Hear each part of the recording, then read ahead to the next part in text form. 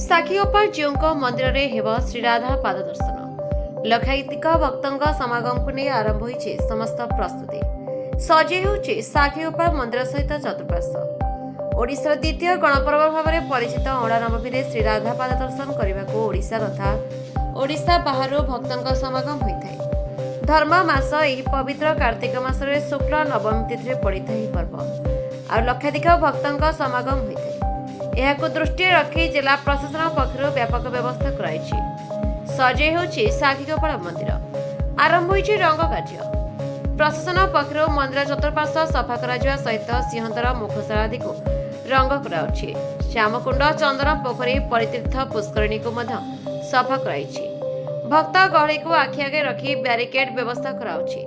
ତତ୍ସହିତ ଆଲୋକୀକରଣ, ପାନୀୟ ଜଳ ଯୋଗାଣ, ଖାଦ୍ୟ ବଣ୍ଟନକୁ ନେଇ ଜିଲ୍ଲା ପ୍ରଶାସନ ତରଫରୁ ବ୍ୟାପକ ବ୍ୟବସ୍ଥା କରାଯାଉଛି।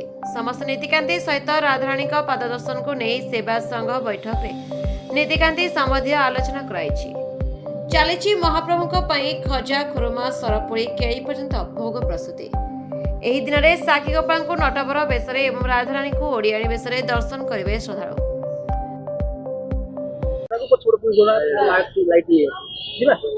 अच्छा कौन अनादन पे कौन केंती विभाजन रही कौन केता एथर आकलन कौन होची संख्या वृद्धि पाए भक्तଙ୍କର अँला नवमी आपण मैंने समस्त जानती आगामी 10 तारिख दिन आम अँला नवमी जो आमर राधापाद दर्शन हम यह प्रायतः ओडिशा प्रसिद्ध। एथिपाई दुईटी प्रस्तुति बैठक अलरेडी हो सारी। प्रस्तुति बैठक में समस्त आलोचना करा जायछि। जेहेतु एथर अँला नवमी रविवार पड़ुची प्रायतः आम अनुमान करूँ कि जोटा आम पूर्व वर्ष अनुसार निश्चय भक्तर अधिक समागम हम ताको दृष्टि रखी आम बर्तमान ब्यारिकेड करा सारी। आमर एसपी सार आसछन्ती जो सिक्यूरीटी अरेंजमेंट से चेक करके जाउछन्ती।